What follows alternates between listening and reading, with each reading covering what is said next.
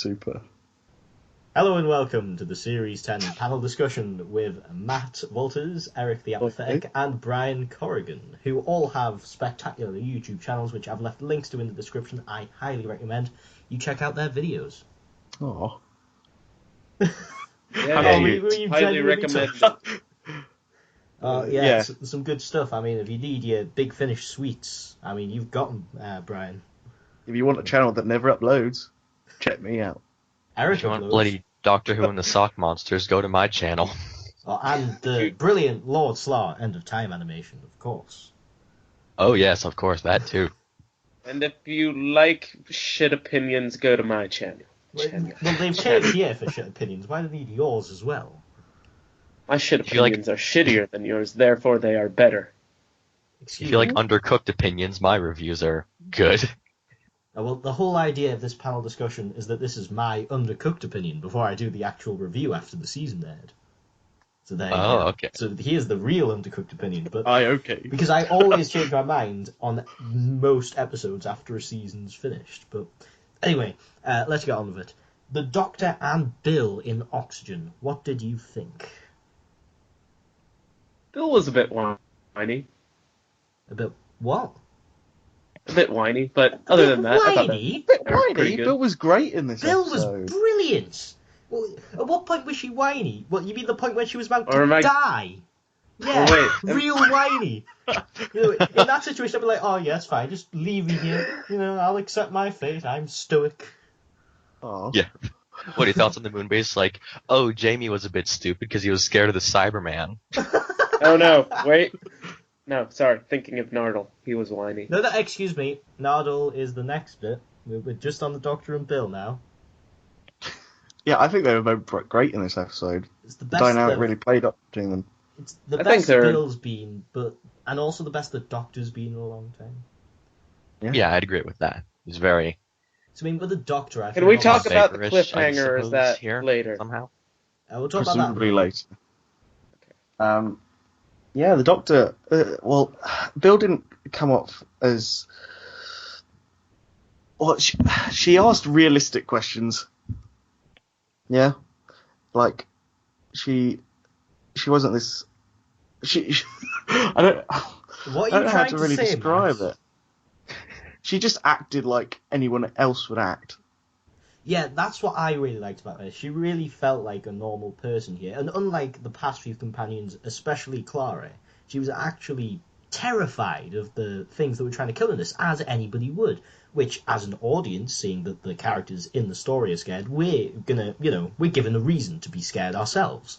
Whereas if the character isn't scared, it's just like, oh, well, if they're not scared of it, what's the point in us getting scared? It's clearly not a big deal. And it's much more effective storytelling. And I think Pearl Mattie's incredible performance in this episode, because even though she hasn't been outstanding in terms of her acting so far, in this one, she really stood out, especially when she was scared, and I loved it.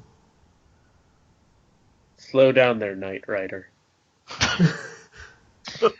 Yeah, I will agree with you that her acting and, her actually being scared of the stuff that's happening makes you scared of it, because Clara would probably only be like half scared, maybe, just sort of. Well, think back to the last is- Jamie Matheson episode, for example, when she comes face to face with I've forgotten what the name was, the Maya, and she's just like, aye, okay. Like she couldn't give a shit, so it's like, Where how are we people supposed are to be intimidated?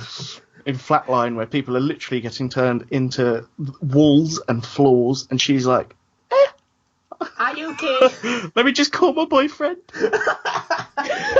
Exactly, there you go. Bill is Let me incredibly just make a joke about myself refreshing being the after Doctor. Clara. Oh, what? So, if Bill carries on like this, then big thumbs up for me. Oh yeah, I'm really liking Bill now. I mean, Yeah, I wasn't so there's hot there in the also- last episode, but I'll go on. There's a sense of danger to it, because we all know Bill's only staying for this season. So that could have very well... What a plot twist that would have been if she had actually died there. Yeah, but we all know she wasn't really going to die, but I was able to suspend my disbelief and be like, maybe she's dead. Dun, Yeah. dun. No, but I'll say one thing that I really liked here is how vulnerable the Doctor felt. Because he's been so invulnerable for such a long time, and a lot of it's to do with like the sonic screwdriver as well as the writing, and they got rid of the sonic screwdriver, which I was literally jumping for joy about because God bless Jamie Matheson. it's overused and it's overpowered, but also just... They did that fairly early on, didn't they? Yeah. Like, and it's just the fact that there's actually consequences for what he's doing here, like how he gets blinded by, helping save Bill. It's like, there is that great line in it. It's why it's got a good sense of danger, is because the Doctor isn't invincible, and that's always a bad thing to do to make the main character overpowered, especially in a show like Doctor Who. Actually, the Doctor's more vulnerable than he usually is, even when he is vulnerable. So well, yeah, I think that's good. There's that great line in it where it's just like, oh, there's like 10 minutes left and I'm blind. Yeah. The dialogue in this was really great. That's one thing I love about Jamie Matheson's scripts. Oh, yeah, Jamie Matheson, he's a bloody good writer. I mean, A Base Under Siege by Jamie Matheson, boner. Okay. This has been the only real Base Under Siege he's done, unless you count Mummy on the Orient Express. Yeah. And you know I'm me sure and if I'd call that one. My hard-on for Base Under Sieges. Yeah. So you get onto the Trout mirror is what I'm had getting me at. Is what you're getting absolutely at. grinning. Well, he hasn't even seen the missing stories, so... Alright, so let's move on to Nardole. What did you think about him in this story? He finally gets something to do. Right, one at a time, gentlemen. Brian. He's whiny, but he's been whiny all season, so... Yeah. I don't know, I Nothing mean, really you special could there. make that argument, but I actually thought he was quite good here. And yeah, he was complaining, but he was complaining for I thought he was very good at the end. Yeah, he was complaining for a very legitimate reason, though, so it kind of, cancels out the whininess, in my opinion. And also just the fact that his dialogue was really good here. And I was just surprised, like, how all of a sudden, we've had 6 episodes before this where he's just been a nothing character, and all of a sudden, he's really funny, he's really fun to watch, and he's just an all-round interesting, well, not interesting character, but he has some character. That's the point. And we've been waiting so long for this, and he's actually quite good. He's not the character I expected him to be, if I'm honest. And I enjoyed him a lot more than I thought. His really serious scenes. Yeah, I really liked this, to be fair. I mean, I was just so happy he finally got something to do, because it was just boring seeing him for like 2 seconds on screen. Exactly. He just annoyed me in all the previous episodes, whereas here, I actually liked him. And I mean, yeah, his dialogue about, like, the vault is a bit heavy-handed, but... Well, but he did have some funny lines. He did have some good lines. And I felt he just had a very energetic presence. And he wasn't just the bland comic relief I thought he was going to be. He was actually very, very fun to watch. Yeah, I'm really glad about that. While I was watching this with my dad, he actually came up with a theory, on his own accord, may I add, that maybe Nardole is the Watcher. So many people have already said that, though. Yes, but he doesn't go around on the internet searching up Doctor Who. Yeah, but it's not like that's a new revelation. I've seen that joke on Twitter about 50 times. Nardole's actually the one inside the vault. I mean, we all have, but he just came up with it. Guys, out of nowhere. I've said a lot of master before Missy. I said a lot of people have already it's definitely made John that Sim. joke.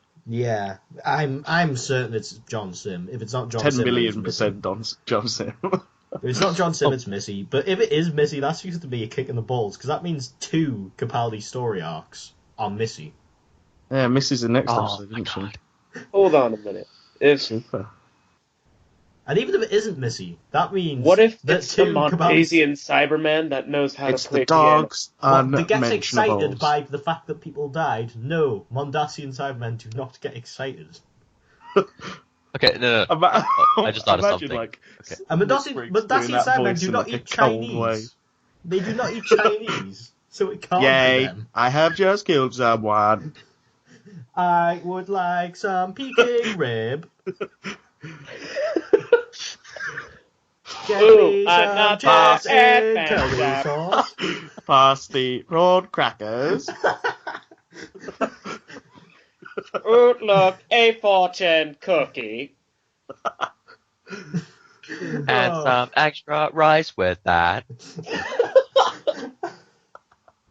Oh, Mondasi and the Cyberman eating Chinese. Brilliant. There's the next animation. You did this on purpose. You sabotaged this purposely so you can make another animation. Which I adore. Imagine them just walking into the Chinese ordering. Number 42, please.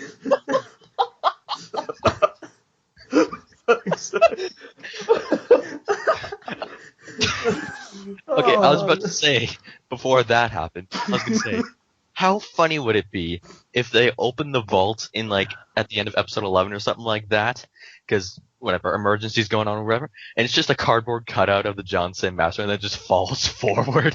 Doctor's like, crap. I've got a good theory, actually. I've got a really good theory. The Cybermen are pretending to like Chinese so that they can lure meat in there and build more Cybermen out of chicken from the Chinese. Oh my god. So they occasionally Good just man. pop out and are like, ooh, here, college student, come get the Chinese food. Just leaving a trail of rice. That's not it. They're literally making Cybermen out of chicken bits.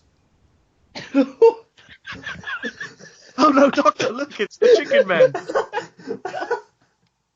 They just use, like, those really skinny noodles for the arms and legs. Use I the cannot paper bags. move my arms efficiently. Got Tupperware for a face. It's got chopstick fingers. If there was free Chinese involved, I would not mind being turned into a Cyberman. Would you Their really want your weapons made of, brain like, a inside, lamp like, from the made oven. out of chicken and noodles? They just you just start eating yourself when you're a bit nippy.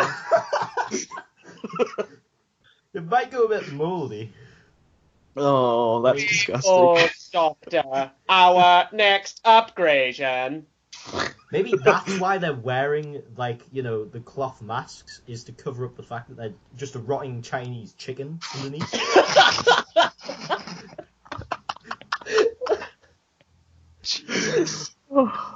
Alright, so after that slight deviation from what we were They have talking takeout about, boxes for It's an feet. understatement. maybe we should talk about the plot of Oxygen.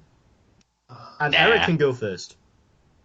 Oh, really? Yes, go first. Alright, so you see, the plot is that the TARDIS is behind a locked door, and there are suits. No, I'm not telling you chasing to recite the plot. I'm asking for your thoughts on the plot. Thank you very much, Wikipedia. Oh yeah, no problem. Oh, and Bill dies. Citation needed. No, right, Okay. I put this image on screen now. There, that makes a lot more sense now. That image. I know which image I'm talking about, but you don't. But anyway, yeah, future me knows. Go on, Eric. Alright, don't know what that was. But, Well, you'll know in the future. Indeed.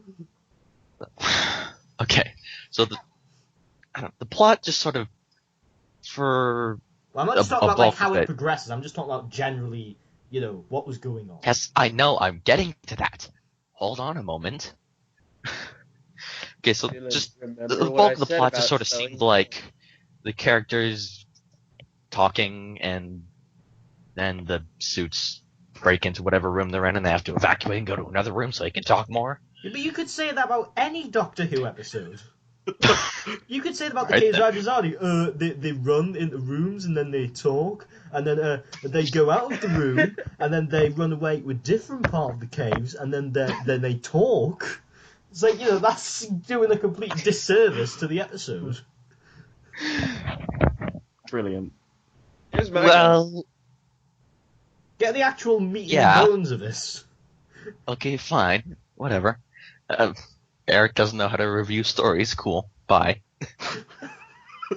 I'm sorry, Uh, I like roasting people, that's all. Oxygen unveiled like a true base under siege. It started with a great mystery, you know, Yeah. and it was really morbid actually. Just watching 36 dead people Oh, it was- walk it around was pretty killing more harrowing. people. And it was just for the sake of profit as well. Yeah, incredibly disturbing if you think about it. Yeah, which shows a lot about me because I spent most of the episode just grinning. But yeah, no, it was a great little base under siege, but the capitalism. We'll get on that forced. in a bit. Get on that in a bit, Matt. But that's to do with the plot, yeah, but there's a whole segment about it, Matthew. Yeah. Well, anyway, it was a bit forced. Well, yes, but we'll talk about that in a moment. Okay.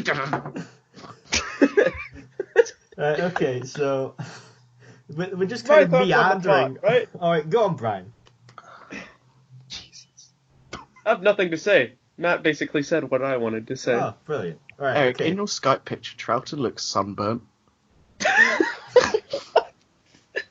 A little. What does that even matter? Right, well, the viewers can't see his Skype picture, so Oh, I'm you going can to talk put a about the picture plot up, of can't Oxygen. Right, so Oxygen had a very nice base under siege plot, had a good mystery, it was quite morbid, it was very engaging to watch, and I thought it was a really good setup for what was going on. Aye.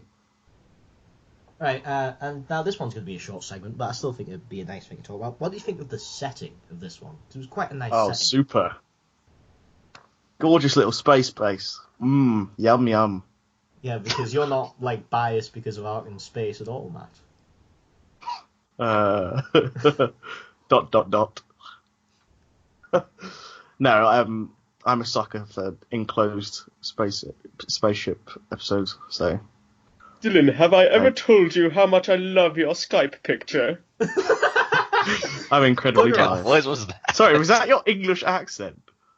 No. Was that your impression of me? Now I know to never doubt my British accent ever. That was not my... You sound like someone from the 17th century. Had to close a window as a dog was barking. Right, Ryan, that was the worst British accent I've ever heard in my life. Ah, thank you. No, that was a bit better. It was meant to be. Better than That was Brian's. actually okay, Eric, is the thing. It's better than Brian's. It's better than the American accents the British actors do in the gunfighters, so you getting there. Okay. Got it, I'm past the Brits gunfighters can't do level. American accents. Right. I also, one thing I thought about the setting is just how well it just felt very empty. Like, very much, there was nowhere to go. It felt very desolate, which I think helped. Dead people, dead base. Exactly. Yeah, it did sort of feel a bit very harrowing. lifeless. Alright, so let's move on Them to... pre-titles were great too, weren't they? Oh yeah, Capaldi's voice. I mean, I was just jacking off to that. Space, the final frontier. The only way it could have been better is if David Warner was narrating it. Well, they could have got Suchet back. Just to do... Do you say They could have got Tom Do you mean Baker. Sutek? I didn't say Sutek. You sound like I said Shutek? As in, you know... How do you say his name? Who? The guy who played the landlord in the last episode. Oh, David Suchet. Suchet. Yeah. Oh, that sounds French. Clara. Yeah, well, he's a British actor. Yeah, because he's got a great voice on him. So Oh, yeah, but he's not as good as David Warner. Yeah, but I suppose everyone would have asked, like, why the fuck is the landlord? Just... I'm just imagining the landlord guy from that episode in Pyramids of Mars now. As That Marcus would be Scarman. Just staring down Just- Tom Baker. Just using the little fucking tuner on Sutek's tomb. He gets crushed in between two mummies' pointy tits. He looks actually made for that episode. He's quite Yeah, he eccentric. does. He does look a bit like... well, no, he doesn't look lots like him, but just like the kind of... Yeah, I don't know I how know to what you- describe it. Like, the kind of... You have the same kind of aura as Bernard Archer has as an actor. Yeah. He played Marcus Scarman, if you don't know. Anyway, let's move on to the capitalism message. Forced. Yeah, But it was not- very forced. Not Series one not incredibly all over so that again. it got annoying, Yeah, but it was kind of justified, but I feel it should have just went after corporatism rather than capitalism. As, you know, I personally have a very deep-rooted distrust of corporations, and I think since this was just about a corporation, it would have worked much better if it was just talking about how bad corporatism is, because capitalism's a lot more broad than just corporatism. I mean, I'm not saying, I'm exactly, the biggest capitalist in the world. I'm just being fair, because you need to do a much bigger story covering much more areas if you're going to tackle capitalism as a subject. And you need to do it in a much more nuanced way. Whereas when you're tackling corporatism, I feel it was much more fair. Like, it wouldn't have felt forced at all if it had just been about corporatism, because that is what the episode was about. I agree with Matt. Again. What about me? Oh. Wink face. Kiss face. Anyone else reminded You're of the drunk sort again, of Matt. I'm constantly drunk. It's sort like of business. it's always in my from blood. Series 1. The long game. No, that was about the media, though. Yeah, that one. It reminded me a lot of John Carpenter's They Live. Have you seen that? Oh, I love They Live. It's like one of my favourite films. It reminded me a bit of that. Yeah. It's just through its ideals and its message. Oh, also, keeping on the sort of corporate capitalism thing, whatever, the sort of the climax thing or whatever, where the doctor said, and our deaths are going to be very expensive. It just sort of seemed like a magic word ending sort of thing. No, it wasn't. Because do you not get the point of it is that the reason why they were killing the people on the base is because they were too expensive to keep alive because of the oxygen. And so he made it so that if their lifespans go out, the base will blow up. So that means that they'll actually make a loss rather than a profit if they die, hence why they stop. I thought that was a fairly clever resolution. Yeah, basically it fits in with a big efficiency system. Yeah, it fits in with the whole corporatism message. Yeah, I thought it was a great way to climax with. I thought it was a pretty good climax as well.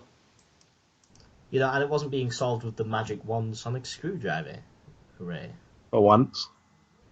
Do you think they're going to try and shoehorn in another design for the Sonic, or no? They're just going to bring it back. Oh, please God, no!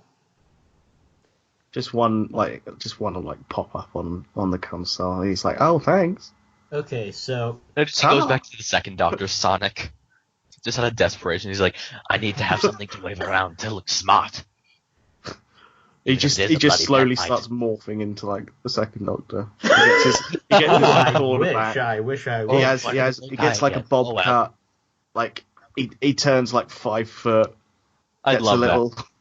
Gets a little blue little bow tie. Comes back from the dead. Inez Lloyd is the producer, and Jerry Davis is the script editor, and Doctor Who's good again. Nardole starts morphing into Jamie McCrimmon. Yeah, I was about to say that. Oh, aye. And then Bill just slowly starts turning into like a weird hybrid version of Zoe and Victoria. Nah, make her turn into Samantha instead. Better companion than Victoria, even though she's only in the faceless ones. Anyway, so I think we should chip in our... What about talking about... Are you going to talk about the ending, the cliffhanger? I mean, you can if you want. Go on. I'm blind. I cannot. I physically can't, Nardole. I'm blind. you bulb. I won't be able to see anything ever again. I'm blind. Yeah, I thought it was a bit cheesy, but... Yeah, it was quite cheesy the way they said that. I mean, we'll see the repercussions of that next proper episode. Zoom in on his face with like that, I'm blind, like completely dominating the air. I'll never see anything again! sounded very Hammer horror. Just really like cheesy. Wait, hold dialogue. on. Who just mimicked the Underwater Menace cliffhanger? Nothing in the world can see me now! Good day. Yeah, but we'll see the repercussions of that next episode. Yeah. Next episode will determine the whether or not I hate this cliffhanger. The regeneration in the trailer is probably what resolves it. Yeah, probably. Rose! I just used my spare regeneration energy to fix my eyesight, and I didn't change. Rose. Why would I? Look at me. It's like, oops, that was a full regeneration on my eyes. Oh, I guess I'm a different version from the one I was 5 minutes ago. I was mimicking the scene from Journey's End. Oh, yeah, that. Why would I change? Look at me. Alright. So, I will kill someone if they pull a Journey's End. Children, what are your overall thoughts on Oxygen? Undoubtedly the best story of the series so far. Score out of 10? Oh, 8. Eric? 7 out of 10 would breathe again. I certainly will breathe again. No, you know what? 8 out of 10, because oxygen is the 8th element. I told you I'd get a chemistry joke in. Okay, all right. 8 out of 10. You copying me, boy? Too much science in here. What about you, Dylan? No, I think we should go with Brian first, because I always go last. Not quite an 8 or a 7 for me, so I'll give it a 7.5. Oh, cheeky. I personally thought it was a really well-written episode. There's not too much wrong with it, but it just, again, with the minor characters, didn't feel as developed as they could be, and the world-building could have went a bit further, and also the capitalism message did feel a bit forced, which is why it's kind of just an 8 out of 10, because it wasn't really breaking that much ground, and it could have a couple of things that it could improve upon, but overall, a very solid episode, and I think you discount Heaven Sent, the best one in a very, very, very long time. Yeah. Good old Matheson, eh? Good old Matheson. I think it was right. It did a Series 8 thing. It just generally felt like Doctor Who again. Yeah. Except we're not going to get 2 weeks of it this time. Rip. Did you guys ever think that on Series 9? I always thought that Moffat was too scared to give Jamie Matheson full story. So did I. He knew he was so popular that he would just take over. Yeah, that was... Well, except for the fact that Moffat thought that Series 9 was his last series. Hopefully Chris Chibnall realises the potential he's got with Matheson and fully expands on him. Alright, so what were your thoughts on the next time trailer before you go? Intriguing. I'm not incredibly looking forward to it, but yeah, I'm down. Well, it's a Moffat episode, so... what episode is it? It could be good. It's Extremis, isn't it? Yeah. It could be good, but it is a Moffat episode, so you never know, really. And Missy's very on and off for me. We're going to have to wait and see. Know any of the plot details about Extremis? Well, it's going to have the Truth Monks in. It's the first of the 3-party. Hopefully Missy isn't annoying. Yeah. But, she probably will be. Well, let's just wait and see with this one. I think out of all of the episodes in Series 10, other than the pilot, this is the one we most have to wait and see about, because it is a Moffat episode. I heard someone on Twitter who's already seen it, fuck knows how, but she said that it's the episode that shook her for, quite a while. So, we'll see. What? I didn't quite catch that. This woman on Twitter, she said she got an advanced screening of it or something. Yeah, I heard that bit, but what did you think of it? And it really shook her, for quite a while. What do you mean, in a good way? Like an effective writing way? Oh, okay, well this could be interesting then. But, who knows? Maybe it's all just bollocks, but... Yeah, maybe that's just her talking out her arse, or she has bad taste, but we'll see, won't we? Maybe she's right. I thought for sure the Weeping Angels would be back this year. Well, if they aren't, which they might be, but thank fuck they aren't if they aren't, because they needed to die, they were overused. I can imagine Moffat rolling them out one more time. He's probably going to put them in the Christmas special, but just ignore that for the moment and just pretend that everything's fine and dandy and we're all having a lovely time in this blessed Super. So I'd like to thank you all for coming on in this rather odd panel discussion. My pleasure, a lot more unstructured. As always. Somehow you managed to make it more unstructured than the first one when I had Harry, Shane. That's because Matt is here. That's quite an achievement. Lots of kisses. A pleasure as always. And check out their channels in the description, and I'll see you all next time for Extremis. Goodbye.